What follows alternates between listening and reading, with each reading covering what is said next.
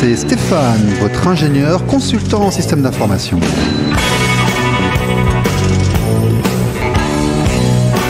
Bonjour, c'est RLP Business.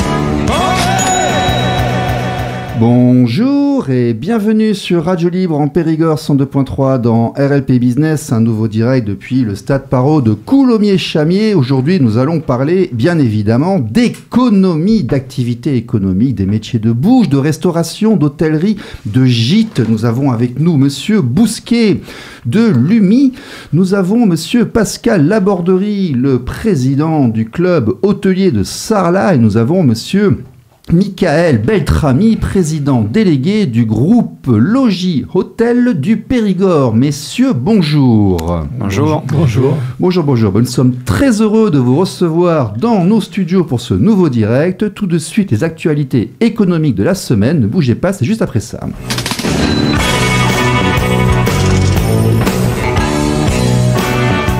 Les actualités.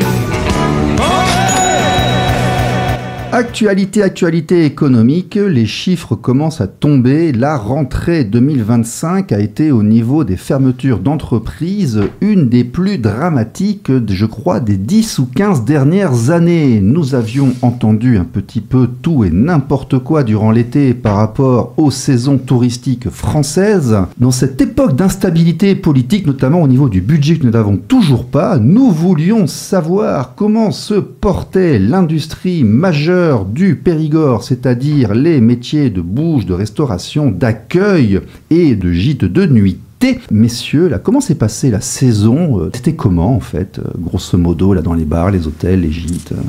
Écoutez, je pense que la saison n'a pas été aussi extraordinaire qu'on pouvait le penser, malgré le beau temps qui nous accompagne aujourd'hui pour cette fin de saison, là. Monsieur Bousquet, l'industrie des métiers d'hôtellerie. Globalement, nous avons eu, sur la restauration, on a eu des baisses de 10 à 15%, et sur l'hôtellerie, c'est la même chose, des baisses de 10 à 15%. Et ça, c'est un phénomène qui, malheureusement, est reconduit d'année en année. Donc, aujourd'hui... Ça baisse chaque année dans le Périgord? Chaque année, dans nos secteurs d'activité, en tout cas. Ouais, dans nos secteurs d'activité. Donc, hôtellerie, restauration. Hôtellerie, restauration. Alors évidemment, on trouve toujours des cas particuliers, où des gens s'en tirent mieux que d'autres, des zones géographiques où on va sentir un petit peu mieux que d'autres. Mais par contre, si on s'en réfère qu'aux chiffres du tourisme pur, la restauration a perdu en nombre de couverts et aussi en prix moyen du ticket moyen, puisque les gens font plus attention à dépenser. La restauration, a-t-on vraiment récupéré depuis le Covid? Non. Non, il me semble. Non, on n'a absolument pas récupéré, et on a un ticket moyen qui est à la baisse. Pour l'hôtellerie et la restauration, pour l'hôtellerie, on est aussi en concurrence frontale avec Airbnb, et tout ça. Il faut savoir qu'au niveau national, c'est pas moi qui le dis, c'est l'État. Ils ont répertorié à peu près plus de 600 000 annonces d'Airbnb. Donc autant vous dire que c'est une concurrence qui nous est frontale et qu'on a du mal à accepter, quoi. Ok.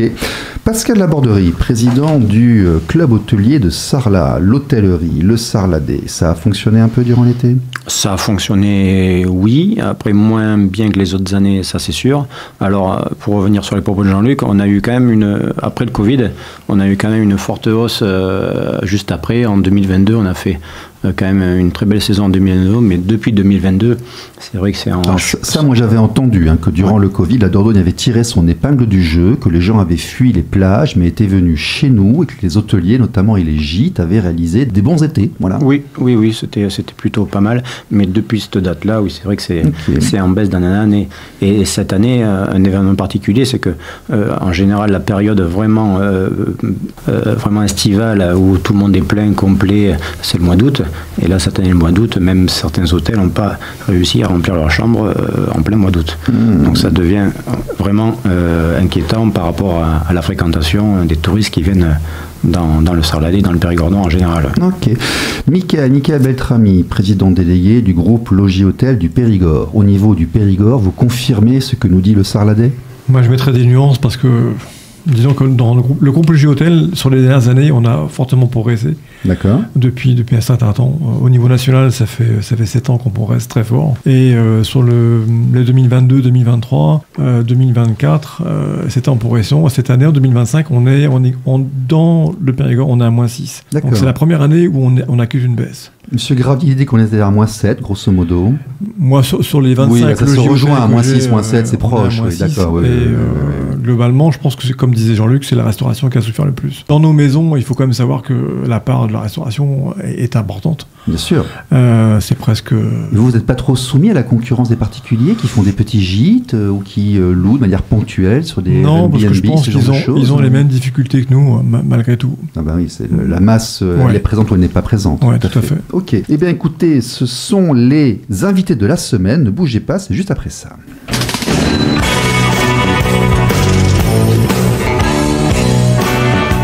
L'invité de la semaine.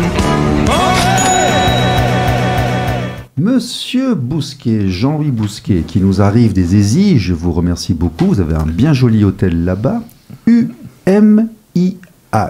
Qu'est-ce que c'est? De quoi s'agit-il? Alors, l'UMIH, c'est l'Union des métiers de l'industrie hôtelière. C'est un syndicat, donc qui est un syndicat patronal qui est là pour défendre les intérêts de ses adhérents. Et on va au-delà de nos adhérents puisqu'on défend une profession. Mon président, c'est Thierry Marx, le célèbre cuisinier, et qui est mon président confédéral à Paris. Et ensuite, nous avons, c'est organisé syndicat régional et syndicat départemental. Donc, je suis le président. Syndicat national. National, c'est un syndicat national qui compte à peu près 80 000 adhérents. Sur le national, et moi sur le département de la Dordogne, on est à peu près entre 300 et 400 adhérents. Ça dépend des années, puisqu'il y a malheureusement il y a des établissements qui disparaissent, et quand ils disparaissent, ils disparaissent syndicalement aussi. Oui. Donc ça c'est un petit peu gênant. Et ce que je voulais dire par rapport aux chiffres que nous avons avancés, aussi bien les uns les autres, c'est que malheureusement, je crois que je suis le plus ancien par mon âge.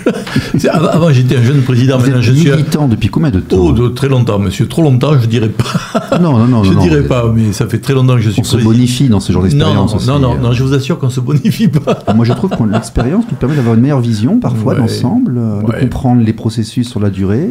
Par contre, on a un vécu. Oui, bien sûr. Et le vécu, moi, je l'ai eu dans l'hôtellerie il y a 30 ans ou 35 ans de ça. D'accord. Où on avait un hôtel qui était à peu près similaire à celui que l'on a aujourd'hui. Et à partir du mois de juillet, on envoyait les gens dormir à Bordeaux. Je dis bien, on refusait les gens et ils allaient dormir à Bordeaux. Mais l'école s'arrêtait en juin et nous avions la saison de juillet et nous avions la saison d'août. On parlait même d'haussien parce que la clientèle changeait. Il y a eu une évolution au niveau du tourisme et de la pratique parce que cette clientèle du mois de juillet, en fait, s'est diluée. Absolument, absolument. Et avec le changement de date de vacances et tout ça, c'est. Mais c'est surtout aussi qu'il y a eu une offre pléthorique, pas tellement au niveau des hôtels, mais au niveau de ces fameux Airbnb. Aujourd'hui, dans Sarlat, vous voyez les gens qui se promènent avec des valises partout dans la vieille ville, alors que dans la vieille ville, il n'y a pratiquement pas d'hôtel. Donc voilà. Bon, mais ceci dit, c'est les locaux qui font leur petit business. Bien sûr, mais c'est des modes de consommation qui répondent à une demande. Et je ne suis pas opposé à ça. La seule chose, c'est qu'il faudrait qu'il y ait un minimum de concurrence loyale. C'est-à-dire que ces gens-là soient soumis un petit peu aux mêmes contraintes que nous, parce que nous, on a des normes réglementaires, sécuritaires, ainsi de suite, qui sont importantes. Et ces gens-là ne sont pas soumis à ça. Et puis aussi, il faut dire les choses telles qu'elles sont, c'est qu'on n'arrête pas de chercher de l'argent partout et de la nouvelle fiscalité, et que leur fiscalité est quand même relativement modeste. Et oui, mais la nature réagit. Lorsqu'il y a une ultra-réglementation et une ultra-fiscalisation, le libéralisme, s'il ne prend pas la porte d'entrée, il prend celle de derrière. Exactement, c'est pour ça qu'aujourd'hui, j'ai pas beaucoup, mais j'ai des hôtels qui ont fermé leurs portes et qui se sont transformés en chambre d'hôte, pas en chambre d'hôte ou un Airbnb, et ainsi de suite. Voilà. Messieurs, au niveau de l'hôtellerie, on va les faire un par un. Là, on va aller. Pascal Laborderie, président du club hôtelier de Sarlat. De quoi s'agit-il? En fait, c'est un regroupement de 46 hôtels qui font ensemble la promotion, on fait la promotion du territoire, on part en salon, on s'organise aussi sur des événements, on a des fournisseurs communs, un peu comme Logis. Sauf que c'est juste à l'échelle du Périgord noir et c'est vraiment des hôtels du Périgord noir. Et à Sarlat, c'est très structuré. Sarlat, le Périgord noir est le moteur touristique du Périgord. On l'a dit en off juste avant. Il y a ça évolue dans le bon sens ou le mauvais pour vous? Vous êtes relativement protégés? Les 46 hôtels là se plaignent ou ça va? Alors globalement, on est tous. Alors il y a, comme disait Jean-Luc, il y a quelques hôtels qui sortent un peu leur épingle du jeu, mais globalement quand même nous sommes en baisse par rapport aux années précédentes. Et on se demande si, l'année dernière, il y avait un petit peu l'excuse de la situation politique qui était un peu instable au mois de juillet, où il a fallu revoter. Donc il y avait un petit peu ça qui a fait baisser un petit peu les réservations. Vous avez vu une incidence des élections sur les réservations? Eh bien, on pensait que c'était peut-être ça. D'accord. Après, il y a eu les Jeux Olympiques. Qui ont détourné l'attention. C'est ça. Et aussi qui a un peu bloqué les gens du Nord qui venaient dans notre région, où les gens n'ont pas voulu prendre le risque de traverser Paris. Donc il y a eu une baisse aussi. On s'est dit que c'était ces facteurs-là qui avaient fait un petit peu chuter la fréquentation hôtelière dans notre région. Et cette année, on s'aperçoit qu'en fait, la chute continue à sa progression et on se demande, et on se dit que c'est sûrement le facteur économique. Les gens ont peut-être moins d'argent à consacrer dans les vacances, dans les loisirs, et la situation politique étant un peu instable, ont peur de trop dépenser et restent sur leurs réserves. Non, ça par contre c'est incontestable, ça. Je pense que tout le monde partage cette analyse-là, je l'entends partout. Michael Beltrami, président délégué du groupe Logis Hôtel du Périgord. Qu'est-ce que le groupe Logis Hôtel? Expliquez-nous ça. De façon très simple, le groupe Logis Hôtel a été créé il y a 70 ans. D'accord. Donc aujourd'hui, c'est le premier groupe hôtelier. C'est un rassemblement d'hôteliers. On est 2000. C'est du lobbying. C'est le premier groupe hôtelier français libre. D'accord. On est indépendant. C'est 2000 hôteliers qui sont complètement libres et mettent de leur maison. Ah là, on est vraiment dans les TPE, PME, les indépendants. Ouais, complètement. On est tous propriétaires de nos établissements. D'accord. Donc il y en a 2000 en France à peu près. Et ça, on ne le dira jamais assez, mais l'industrie du Périgord, dans le Périgord, ce sont beaucoup des entreprises de petite taille, entreprises familiales, ce sont des PME. Ouais, tout à fait, ouais. Ce sont des hôtels de petite taille, on va dire entre 10 et 40 chambres, quoi. Oui, mais qui sont tenus par des familles. Par des familles depuis, bien souvent, même comme celle de Pascal, depuis plusieurs générations. Il y en a plein comme ça, qui sont vraiment l'identité du Périgord en termes d'hôtels, de maisons, de structures, on va dire, et de gastronomie. Il ne faut quand même pas oublier la gastronomie. Bien sûr. Surtout chez nous. Surtout chez nous, ouais. oui, c'est important. Enfin, c'est vraiment un des points forts extrêmement importants de notre métier, c'est vrai. Surtout chez Logis, c'est vrai. Alors, dans ce groupement de métiers, donc vous avez on m'avait dit plus de 2000 hôteliers, donc vous avez un regard quand même sur la profession. Est-ce que vous partagez l'analyse de vos camarades? L'analyse, elle est, si je peux la structurer, aujourd'hui, c'est vrai que le département de la Dordogne a souffert plus que les autres. Ça, c'est indéniable dans les chiffres. D'accord. Malgré que l'Aquitaine est en progression de 16%. Et on est en progression sur le groupe, au niveau de l'hôtel, enfin au niveau des hôtels, en France, on est à plus 15. D'accord. Et ça fait 7 ans qu'on est le premier département au niveau des nuitées, si j'avais bien suivi auparavant. Ouais. Oui, mais c'est vrai que cette année, la Dordogne souffre apparemment plus que le département. Nos collègues logis de la Bretagne ont fait un carton cette année, et le PACA aussi. D'accord. Apparemment, il y a eu certains transferts de masse, je dirais, de clients. Bon, il ne faut quand même pas oublier qu'on a eu un été hyper chaud. On a eu 10 jours ou 15 jours de chaleur. Ouais, mais dans la tête des clients... Du coup, le fait que les gens aient peur de la chaleur et partent en Bretagne, c'est pas ça, parce que tu dis s'ils partent en PACA, c'est pas la chaleur qui fait mais je suis tout à fait d'accord avec toi. Moi, je suis complètement étonné des chiffres du PACA, qui apparemment... mais en bord de mer, il n'y a pas de canicule. Je veux dire, l'océan fait que ça... sur la Méditerranée, je pense pas qu'ils aient eu froid. C'est vrai. Mais au bord de l'eau, avec un petit mojito, c'est plus sympa. Ouais, mais a priori, ça serait plutôt l'hôtellerie de luxe qui a extrêmement bien marché sur la Côte d'Azur. Encore la classe moyenne qui, quelque part... Ouais, mais enfin, ça fait des années qu'ils souffrent énormément. Enfin bon, on n'est pas dans ce créneau-là, effectivement, nous... Mais bon, après, ce sont des chiffres, il faut analyser tels qu'ils sont là. Ils nous sont présentés et ils sont vrais, quoi. Après, maintenant, effectivement, bon, le pouvoir d'achat, ça c'est clair que le pouvoir d'achat au niveau restauration, il nous impacte énormément. Moi, je voudrais aborder 2 dossiers aujourd'hui, si vous me le permettez. Le premier, c'est celui des contraintes qui pèsent sur la restauration et l'hôtellerie. Les gens se demandent pourquoi les prix ont augmenté. On est obligé de dire qu'il y a eu une augmentation des prix. Tout le monde ne comprend pas pourquoi est-ce qu'un menu, parfois, monte à 30 ou 35. On ne comprend pas très bien avec un plat, un dessert. Je sais qu'il y a des raisons structurelles derrière, mais c'est des questions qu'on entend. Je voudrais qu'on aborde ce premier dossier. Et puis après, on parlera aussi de l'emploi, parce que parfois, on se demande vraiment qui sont les personnes qui nous servent. Est-ce qu'elles sont vraiment... est-ce qu'elles sortent du sérail ou pas? Bon, ce sont 2 thèmes comme ça qu'on entend souvent. Bon, là, nous avons quelqu'un qui va pouvoir nous parler des métiers de la restauration.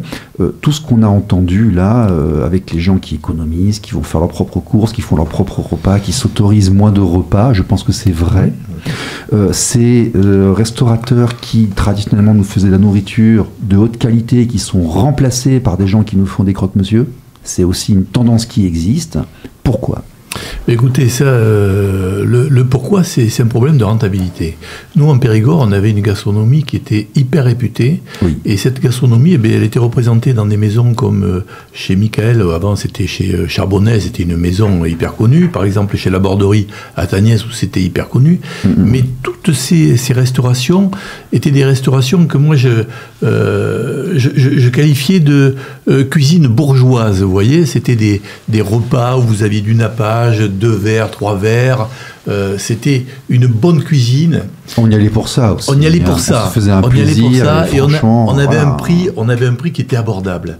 Malheureusement, les conditions économiques ont mis ces gens-là hors concurrence.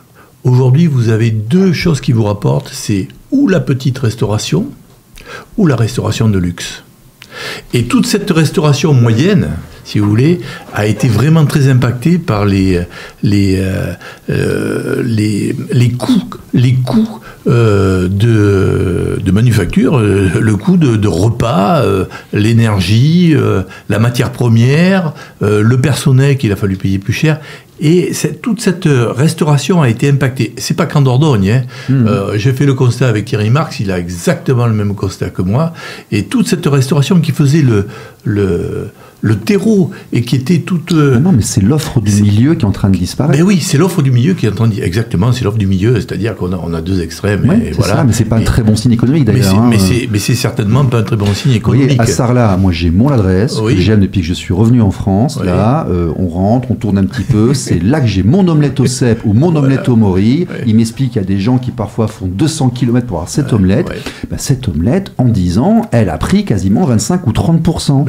Et c'est pas de leur faute, parce que je pense pas qu'elle nous veuille du mal, la madame là-bas. Là, donc, absolument. Et souvent ces entreprises ont du mal à sortir des marges conséquentes, et même des marges. Ils ont du mal à sortir des marges. Ce que je voulais dire aussi, je voulais rebondir sur les propos de Michael, quand on parlait de cette hôtellerie de famille. Moi, quand je suis arrivé, quand j'ai pris ma présidence, j'avais des établissements de famille qui étaient là depuis 2, 3, 4 générations. Et j'en discutais dans la voiture. Des institutions locales. Exactement. Voilà. C'est fini ça. Les enfants, ils ne reprennent plus. Ils en veulent plus. Ils en veulent plus. Ils veulent pas faire 50 heures par semaine. Ils en veulent plus. C'est ça. Exactement. Ils en veulent plus. Et puis en plus, la transmission est un autre problème. Et on peut pas transmettre un patrimoine parce qu'il y a 40% qui est désalqué à chaque fois. Et donc, si vous voulez, aujourd'hui, je me retrouve avec des maisons qui avaient 3-4 générations qui sont à vendre ou qui sont fermées. Et là, vous rejoignez tous ceux qui sont passés ici au niveau de la Chambre des artisans et autres. Ils nous parlent de fiscalité et d'obligations trop importantes au niveau réglementaire. Je pense qu'aujourd'hui, on n'arrête pas de le dire en boucle dans les radios et dans les télévisions nationales. Le public aussi peut l'entendre. On est au bout on est saturé de fiscalité aujourd'hui. Et de règles. Alors les règles. Moi, j'ai un restaurateur qui m'a dit à une époque, si jamais il y avait une bonne récolte de cèpes ou un chasseur qui passait, on pouvait faire un plat comme ça à l'improviste. Aujourd'hui, comme il faut qu'on justifie la provenance, on ne peut même plus, et donc bientôt on aura des petites boîtes, on pourra faire que ça. Ben oui, mais ça c'est... Jusqu'au moment où le camping sauvage en face se proposera, lui, sans aucune contrainte et aucune règle. C'est ce qui est en train de se développer. Et c'est en train de se passer quelque part. Je vois monsieur Beltramé réagir. Oui, c'est vrai que les cafés associatifs, enfin tout ce qui est restauration de rue, on va dire, il faut quand même savoir, Jean-Luc peut le certifier, ils sont assujettis aux mêmes règles que nous. Oui. Aux mêmes règles que nous. Tant qu'ils sont contrôlés, que le contrôleur repart vivant. Mais on parle oui. Mais ceci dit, ça se fait pas, quoi. Et effectivement, c'est à notre détriment, parce qu'effectivement, on a des charges qui sont incroyablement excessives, et qu'aujourd'hui, on peut pas faire autrement que d'augmenter un peu nos prix, même si ça augmente pas tant qu'on voudrait. Ça devrait même augmenter beaucoup plus que ça, mais on peut pas, quoi. Donc aujourd'hui, on concède nos marges, comme dit Jean-Luc. Oui. On concède nos marges pour garder et pour rester et pour garder nos clients, quoi. C'est ce que disait ton président, justement, Jean-Luc Thierry Marx, c'est le fait maison qui souffre le plus. Parce qu'on achète déjà un produit noble qui a un certain coût, on le fait transformer par des personnes aussi qui ont un certain coût, et on le vend justement dans un beau décor, dans une belle assiette, avec des... moi, j'ai pas envie de pain surgelé polonais dans un joli décor. Je veux un truc qui est fait localement. Et pourtant, la restauration rapide est de plus en plus à la mode et de plus en plus attractive pour une certaine catégorie. Je sais que les brioches dorées ou les restaurants justement comme ça rapides font un tabac. Oui, mais quand on y va, on sait qu'on n'a aucune illusion sur ce qu'il y a dedans, on le sait. Voilà. Par contre, lorsqu'on rentre dans un resto, on s'attend à avoir quelque chose qui est fait sur place avec des produits bien sélectionnés. Mais si vous voulez, prenez un ticket moyen chez McDo aujourd'hui, vous allez voir. Oui, c'est impressionnant, quoi. Ah oui, absolument. C'est impressionnant. C'est impressionnant. On se rend pas compte. Par rapport à ce que l'on fait, nous, dans toutes nos maisons, on fait ce qu'on appelle le menu du jour. Quand on voit le prix qu'on le fait avec, comme dit Pascal ou Jean-Luc, avec les produits locaux, avec... je veux dire, aujourd'hui, un menu du jour dans un restaurant gastro, il est moins cher qu'un menu chez McDo. Oui, il est bien meilleur à la santé en plus. En plus, ouais. En fait, ce qui se passe aussi dans notre profession, si vous voulez, c'est un petit peu l'ubérisation de notre société et la déstructuration de toute notre société. C'est-à-dire que vous avez pignon sur rue, vous êtes contrôlé, vous êtes harcelé, et à côté, on laisse développer un marché, si vous voulez, parallèle. C'est exactement ce qui s'est passé en Grèce. Mécanisme d'effondrement, c'est ce qui s'est passé en Grèce, dans la chute de l'URSS. Exactement. Et malheureusement, nous sommes dans ce circuit et on est en train d'en pâtir lourdement. Mais notre restauration est justement beaucoup impactée aussi par rapport à ça. Maintenant, tous les soirs, dans les communes aux alentours, il y a des marchés gourmands où les gens vont. Bon, après, c'est très bien aussi, mais aussi les sites touristiques aussi font des soirées où on peut manger, etc. Et du coup, les gens viennent moins au resto. Donc ça, c'est une concurrence saine, je veux dire, elle n'est pas déloyale. Non, mais c'est pour ça, ça explique aussi le chute de la restauration. On déstructure notre société, nos métiers, on déstructure tout. Voilà. Bon, alors après, on est en train de remplacer une société par une autre. Le problème, c'est de savoir, on sait la société qu'on est en train de remplacer, on ne sait pas ce que l'on va avoir en face. Voilà. Et ça, c'est le gros problème, à mon sens. Et s'il n'y a plus de contrôle sur la fabrication, pour trouver tout et n'importe quoi. Voilà. Ça va au-delà aussi de nos métiers, parce qu'il faut quand même savoir, comme on le disait tout à l'heure, tous ces gens à qui on achète nos légumes, nos agneaux, notre bœuf, nos porcs, moi je sais pas, je vais dans les fermes 3-4 fois par semaine. Et ils souffrent énormément, nos agriculteurs. On leur fait beaucoup de mal. Mais les gens, je crois qu'aujourd'hui, les Français ne se rendent pas compte du travail que ces gens-là font du matin au soir. Non, mais très bientôt, nous aurons 3 sociétés agricoles qui nous vendront du bœuf aux hormones. On aura beaucoup de difficultés à trouver une production locale, artisanale. Effectivement, c'est inimaginable qu'on ne soutienne pas sur là. Et moi, ils me disent des fois, Monsieur Beltrami, Michael, mais comment on fait? Parce que l'agneau, toutes les semaines, maintenant, il faut que j'amène mes agneaux en tuerie là-bas, ceci. Je dis, écoute, je suis désolé, mais tu es obligé de demander tes prix. Tu ne veux pas faire autrement? Tu veux pas? En fait, manger du bon, acheter du bon, ça devient... Du luxe. Du luxe. Et c'est comme ça qu'en 10 ans, le menu a pris 10 balles. Voilà, grosso modo. Alors qu'en fait, on ne soutient pas une filière en France. On a quand même une filière agricole en France qui est extraordinaire. Il faut le dire, on ne le dit pas assez, quoi. Au même titre au niveau de la main-d'œuvre, on a par exemple, nous, l'école ici, je crois qu'elle est à Boulazac, l'école de Sanillac. fait l'encadrement, mais la main-d'œuvre hôtelière, je crois qu'elle est à Boulazac. Alors, c'est une main-d'œuvre de très très haut niveau. Par contre, est-ce que c'est vraiment celle-là qui est employée partout? Moi, quand j'étais étudiant, j'ai payé ma fac en allant bosser, faire les saisons, ce genre de trucs. J'ai parfois l'impression que ces boulots, ces petits boulots, sont plus forcément accessibles à la population de la même manière. Qu'est-ce qui se passe au niveau du personnel là, dans vos métiers? Au niveau du personnel, ça a été compliqué. Je pense que, et c'est toujours compliqué, parce qu'il y a de moins en moins de gens qui veulent venir dans notre profession. Nous, dernièrement, au niveau du syndicat, on a augmenté au niveau de l'apprentissage, on a augmenté la rémunération de nos apprentis. Pour les inciter à venir dans notre profession. Mais il n'empêche que aujourd'hui, on manque crucialement de personnel qualifié. Ça ne fait pas l'ombre d'un doute. Et dans tous les domaines, que ce soit la cuisine, le service, les employés d'étage, la réception, les gens se détournent un petit peu de nos métiers et c'est dommage. Alors on a eu une mauvaise image. Aujourd'hui, je pense qu'on a quand même une bien meilleure image. Parce qu'au niveau des horaires, c'est un petit peu plus on entend calé. des rumeurs de travail au noir, parfois, pour certaines personnes. Je voudrais débunkons les rumeurs. Oui. Ça se fait plus. Je sais pas, vu l'âge qu'on a tous les trois et ce qu'on a connu quand il y a eu une évolution. 15-20 ans, aujourd'hui, c'est... Il y a une évolution certaine avec, je pense que on est beaucoup plus attentif quand même au bien-être de nos salariés. Une évolution majeure. Il y en a un qui m'a servi il n'y a pas longtemps, visiblement. Il était au RSA, CMU, il apprenait le français et en même temps, il apportait mes plats sur la table. Je suis désolé, mais quelquefois ça peut arriver. Oui, bon, après, il y a des entreprises qui ont été soumises au recrutement du personnel et sans en trouver. Vraiment, ça c'est un gros problème. C'est un gros problème. Bon, il fallait que sa petite pique, je l'ai fait. Mais j'entends que la jeunesse, parfois, cette nouvelle génération n'a pas forcément envie de subir des contraintes. J'entends ça de la part de beaucoup d'employeurs. Est-ce que les jeunes générations ont envie d'aller bosser comme le faisaient leurs grands-parents ou leurs parents? Ouais, mais c'est un phénomène qu'on le retrouve dans tous les métiers. Il n'y a pas que vous qui me le dites, c'est pour ça que je le demande. On va le retrouver dans tous les métiers. Moi, je pense qu'on est en train de faire de gros efforts. C'est-à-dire qu'on a augmenté nos salaires, on a augmenté les salaires des apprentis.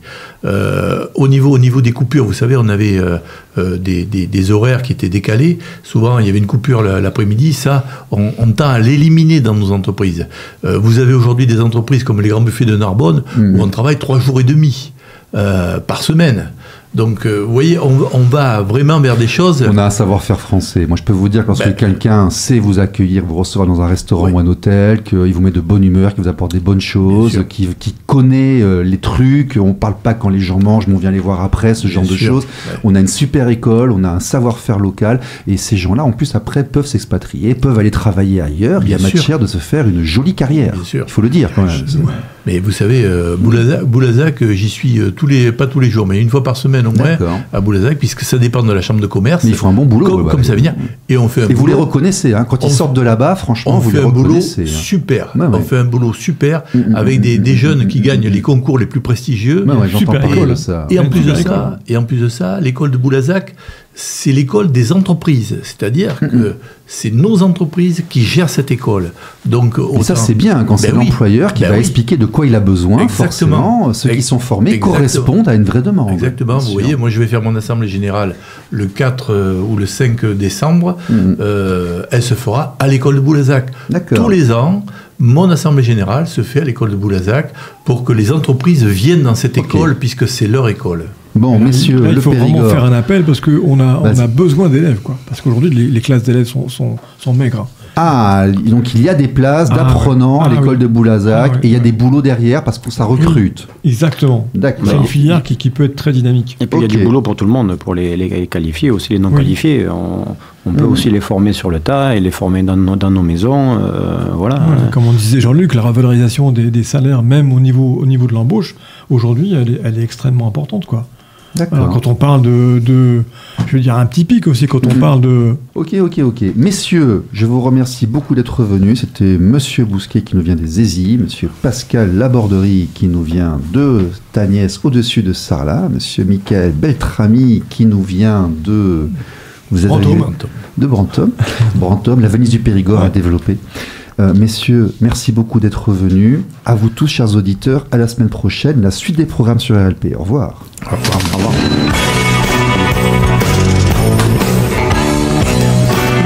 RLP Business.